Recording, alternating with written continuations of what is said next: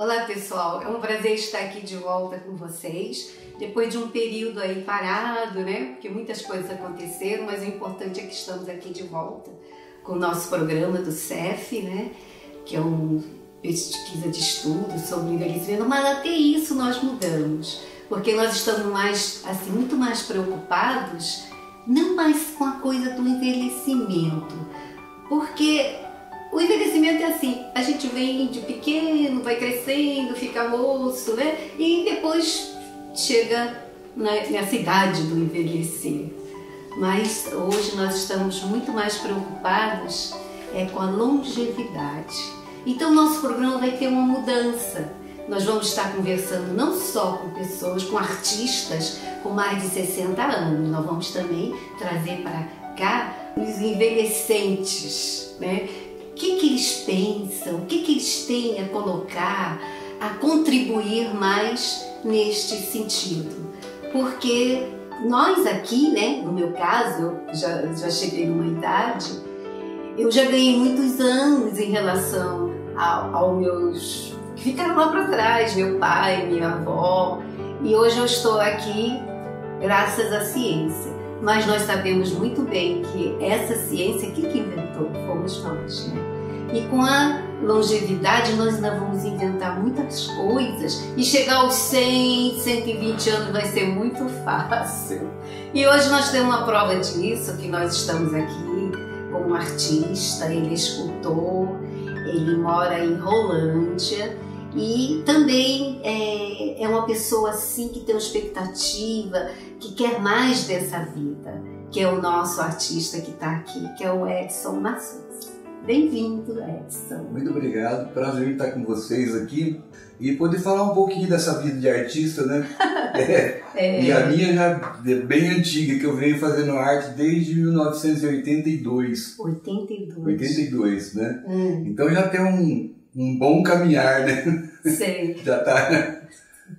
Quantos anos você tem, Edson? Eu tenho 71, vou fazer 72 esse ano. 72, né? E produzindo, né? Coisa produzindo. boa. Produzindo. É o que eu falo sempre, o artista ele nunca se aposenta, né? Ele vai morrer fazendo alguma coisa. Sim, claro. Pode não estar vendendo mais nada, mas ele vai estar fazendo arte. Mas a importância está fazendo arte. Né? E é a nossa salvação, né?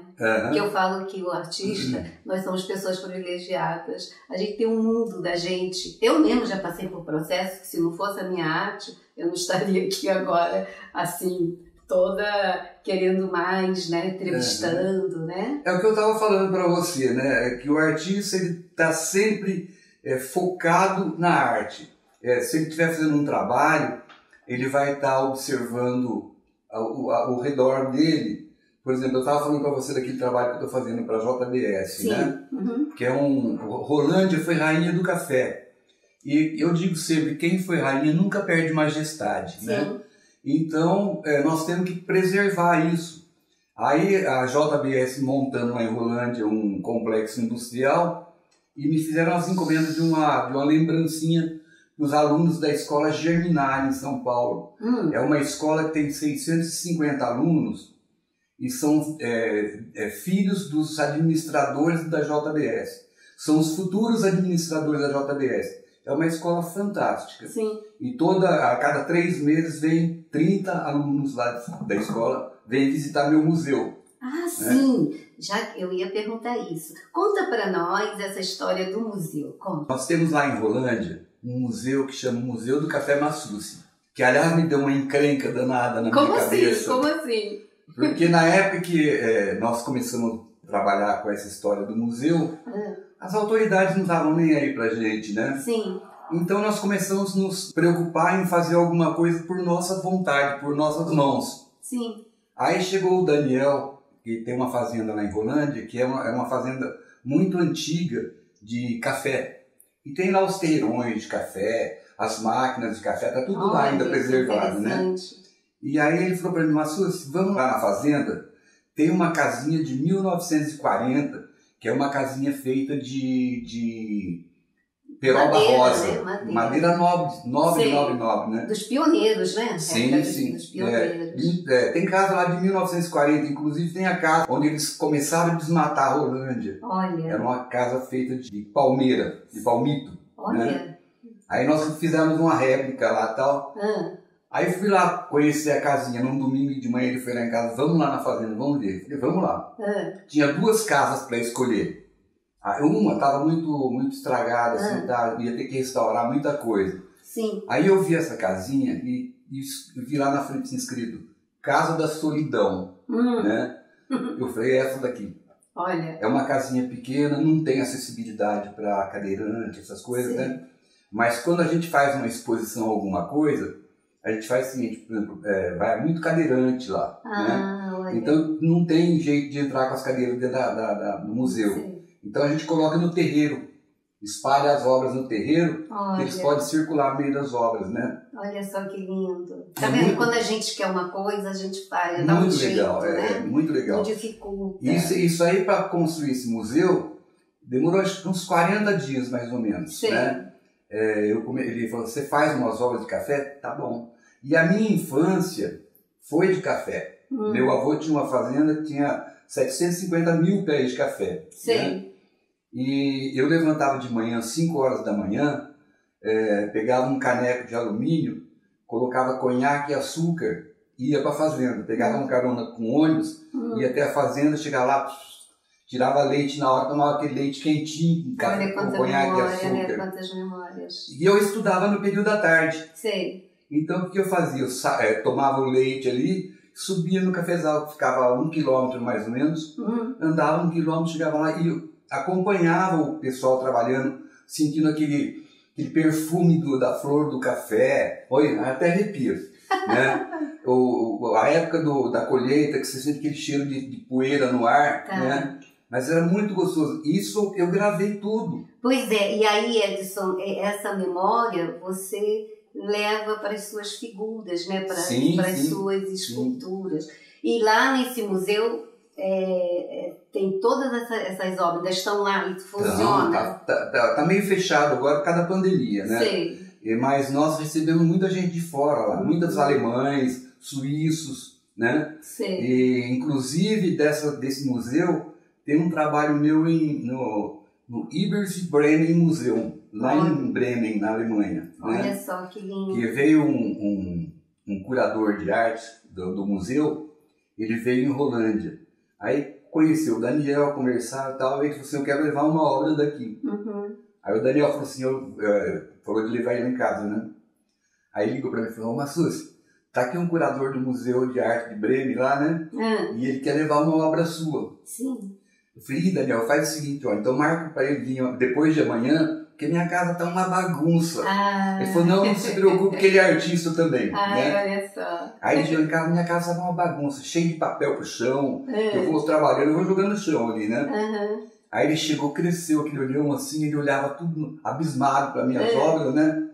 E ele quer levar uma.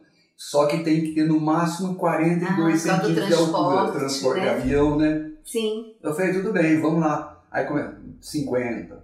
Não achava nenhuma de 42, né? E eu tava fazendo um personagem ensacando café. E ele tava, a obra tava molhada ainda, né? E aí tá 42, 45. Falei, ai meu Nossa Senhora, eu vou ter que dar um jeito nisso daqui, né? Aí ele falou, não tem jeito. Eu falei, peraí, peguei um pedaço de arame, dei uma amassada na obra assim, amarrei com arame. Deu fiz uns 42 centímetros, coloquei na estufa, secou, ficou nos 42 centímetros, né? E tá exposta publicamente lá em Bremen. Que lindo, né? Que coisa maravilhosa. Inclusive saiu uma matéria muito bonita na época, no jornal, no extinto Jornal de Londrina. Sei. A Arte da Terra, né? Sei. E falando a história dessa obra, né? Muito bonito. Pois é. Mas, Edson, então, diante dessa valorização, desse trabalho que você faz, eu vi no YouTube uns programas, você ensinando, né, as pessoas a fazer essas esculturas. O que E isso para você é muito importante passar para as pessoas? Muito importante, não só pelo fato de ensinar a arte, porque quando você está ensinando, você está aprendendo mais ainda. Sim. É o que eu digo sempre, né? Eu aprendi mais com os idosos do que ensinei para eles. Né? Olha só. Porque teve uma época que eu estava em Ibiporã, no CCI de Ibiporã, e uma senhorinha de 85 anos de idade, ela ia de bengalinha. Ai, né? Bonitinha. Aí um dia ela fazia escultura bonitinha, ela já tinha sido costureira, né? Aí ela falou assim para mim, professor, eu posso fazer uma roupinha e vestir na boneca? Pode, por que não, né? Aí falou, pronto, salou. Por que eu não estou usando tecido ainda, né? Olha. Só que o que ela queria perguntar para mim é se ela podia fazer a escultura nua, depois fazer uma roupinha e vestir a escultura. Entendi. Mas eu entendi outra coisa. Eu entendi que eu ia trabalhar com o tecido já em cima do papel. Certo.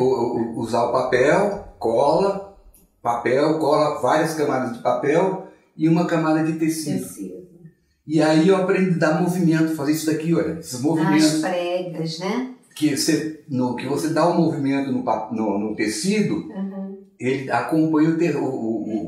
Isso a gente vê naquelas figuras que inclusive você, nesses vídeos, você fala que a figura da mulher, que também você representa, lembra sua mãe. Sim, né? sim. Então tem uma figura bem interessante com a mulher, com um vaso, com uma criança. Sim, sim. Tem uma outra dançando, acho que é uma dança, é um flamenco, né? Ela dança sim, com vários. Isso aí eu fiz também em homenagem à minha mãe, porque quando minha mãe morreu, você fala isso. Eu fiquei meio perdido. Né? Até hoje ainda não caiu a ficha direito que minha mãe morreu, porque minha mãe morava em São Luís do Maranhão. Sim. Então a gente não tinha muito contato, né? Então a gente se via assim uma vez por ano. Sim. Até hoje não caiu a ficha que minha mãe morreu ainda, né? Mas aí eu comecei a fazer as flamencas, porque minha mãe era descendente de espanhóis e ela gostava muito de flamenco, né? Eu sou descendente espanhol e eu adoro flamenco. Então eu comecei a fazer aquelas flamencas, né? Eu vi. Tem acho que umas 12 a 15 flamencas que eu fiz pensando na minha mãe. Né? Ai, que lindo, olha só. Aí eu comecei a viajar na história da mulher. Sei. Né? Que nós não vivemos sem mulher, né? Sim. E nem estaríamos aqui, né? Não eu fosse acho, isso. Né? Sim. Então eu comecei a valorizar mais a mulher, que nos dias de hoje está tão desvalorizada, tanto feminicídio por aí, né? Então a gente tem que estar ligado nessas coisas que estão acontecendo na nossa vida, né? E representá-la, né? E eu gosto assim de registrar o momento. Certo. Né? Por exemplo, nessa exposição que eu quero fazer da Covid, né? Quando eu fui tomar a primeira dose da vacina, o meu carro é branco, eu botei uma máscara preta nele. Olha, né? Coisa de artista, né? Aquele TNT. Excêntrico. Botei uma máscara preta no carro e fiz uma adaptação por baixo da máscara com isopor. Que o capô do carro é muito inclinado, né?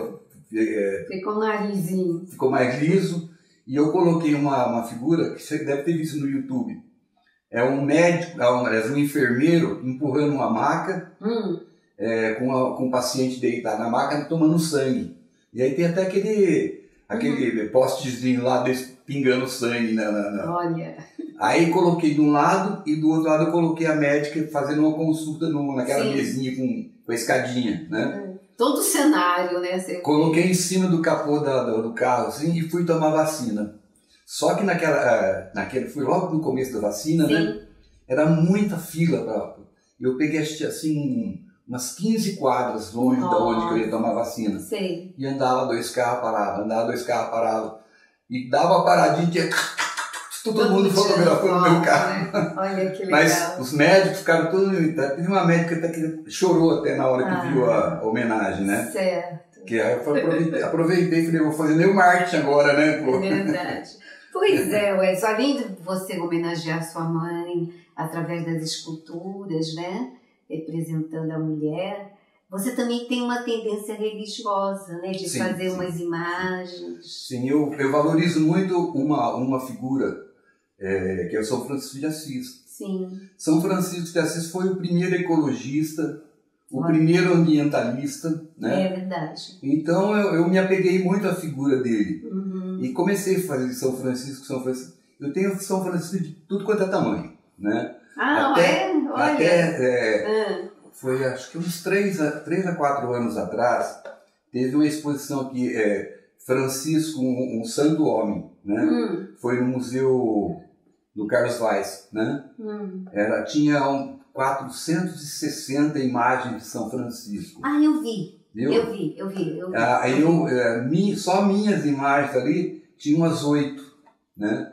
Que inclusive me colocaram bem na frente, lá logo central, tinha um São Francisco desse tamanho, assim, grandão, compridão, né? Tava bem na frente lá. Inclusive lá, quem fez foi ai meu Deus do céu, eu tô ruim de memória. A Visari. Sei. Olha só que satisfação. Eu vi essa exposição e agora eu tô aqui entrevistando um artista que fez tão belas. E você sabe que é engraçado, quando nós começamos a gravar os programas pro YouTube, tem um amigo meu, Marcos Kim, que ele é youtuber, né? E ele tem mais de 500 mil pessoas que seguem ele, né? Sei. Aí um dia nós estávamos conversando lá, e eu falando dessa exposição do São Francisco, ele falou assim, tá no YouTube, eu filmei tudo e botei no YouTube, pode ver que tá lá, né? Que legal. Tá. Aí você falou rapidinho aí, trabalho no exterior, e aí também as máscaras, né? Parecem umas coisas afro, muito interessantes. Essas máscaras eu fiz para uma mostra Zumbi dos Palmares aqui em Londrina, né? Então era o tema mesmo. Era o tema mesmo. Era o tema. Aí depois que comecei a fazer essas máscaras afro, aí eu comecei a fazer alemão, tudo quanto era pessoa diferente, eu já fazia máscara também, né? Maravilhosa. Porque aí você pega a manha de fazer isso, e depois eu fiz assim, eu peguei, por exemplo, um papel e fiz tipo uma forma. Sim. Não uma forma definida, mas era lisa. Aí eu ia colocando papel em cima ali e depois definia olho, nariz, boca, né? Entendi. Mas tinha aquela base já pronta. Era o fundo, né? Como se fosse um quadro e você puxou e ficou tridimensional, né? Até teve uma época da minha vida que eu morava em Campo Grande, Mato Grosso do Sul. E naquela época eu não fazia muita escultura, eu mais pintava. Né? E tem umas pinturas que eu fiz, você deve ter visto no YouTube, que é sobre jeans. Eu queria pintar o universo. Então eu falei, vou usar o jeans que já vem azul. Né? Para facilitar, né? Facilita tudo. Aí eu fiz os 3 descobrimentos. O descobrimento da América, o descobrimento do planeta Terra, o descobrimento da América e o descobrimento do Brasil. Né? São telas de 1,40 por 2,75 de altura. Até uma delas está engraçada. Eu não tinha lugar para mim pendurar uma tela desse tamanho para pintar, né? Então eu colocava no chão e pintava ela aqui assim. E daí nasceu uma coisa que hoje é característica do meu trabalho. Os pés grandes. Porque eu começava, vamos supor, esse tapete aqui, né? Eu começava a pintar aqui. Quando eu chegava aqui, o pezão estava grande. Eu falei, por que esse pé grande, né? Mas não tinha explicação para isso. Depois eu fui entender o que era isso. E tem uma tela lá que eu estava pintando, acho que eu pisei em cima de um tubo de tinta e não vi, aí deixei na tela, ficou a marca do meu pé na tela. Interessante. Agora, outra coisa que eu achei bem interessante nos seus trabalhos é você focar, você trazer os ofícios, né? Que nem esse... Pega ali para mostrar. Aqui você está mostrando o ofício da costureira. E tem os outros também, né? Tem do médico. Tem o médico, da enfermeira, o sapateiro. O sapateiro. Tem o celeiro fazendo uma cela de montaria. Tem pessoal, eu fiz uma homenagem para os profissionais de rua, os artistas de rua, durante a pandemia, que não podiam aparecer, né? Então tenho 3 lá que eu fiz concerto de cordas. É um cara tocando violino e tocando um violoncelo, o outro tocando um violoncelo. E uma bailarina dançando. Sei. Só que os dois estão de máscara. Ela não está de máscara, está dançando, né? Não tem como, Sei, né? sei. Mas são várias obras, todas ligadas à máscara da Covid. E olha que interessante, isso aqui já faz parte da memória, né, da história, porque a máquina funciona no pedal, não é elétrico. Sim, sim. Então, a coisa dos detalhes. Olha, se você observar bem isso daqui, ó, olha a minha assinatura de onde vem. Da linha que cai da máquina, ó. Olha, bem perspicaz. Que interessante. Muito, muito bonito. Muito bonito. Muito bonito. Isso que foi feito em 2020 já. E outra coisa, né, que é bom a gente falar, que o Edson aproveita o material, é reciclado, ele aproveita. Sim. Isso aqui é uma tampa de um negócio de tinta, né? Foi de tinta. Então, é isso. Aqui, ó. Com obesidade infantil não dá pra brincar. Coisa que eu aproveito e registro na obra também, né? Isso é uma coisa, assim, fantástica, formidável. A gente ter essa ideia, mas tem que ter esse olhar, né? Pra poder fazer. O que eu digo, que a gente é artista, você tá ligada com o visual, né?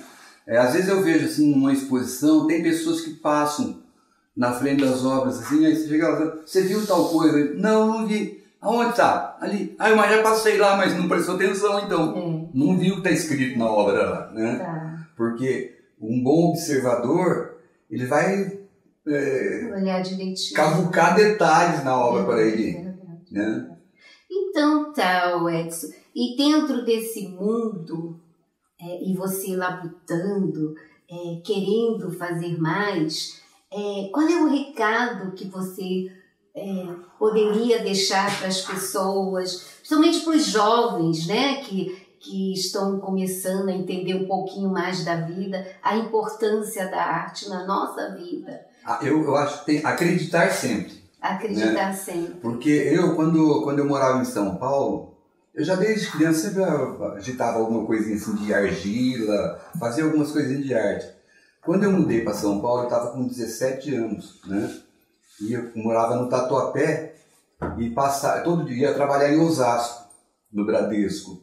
Então eu passava todo dia embaixo do viaduto do Minhocão. Sim. E olhava a Escola de Belas Artes lá e falava, puta que pariu, desculpa.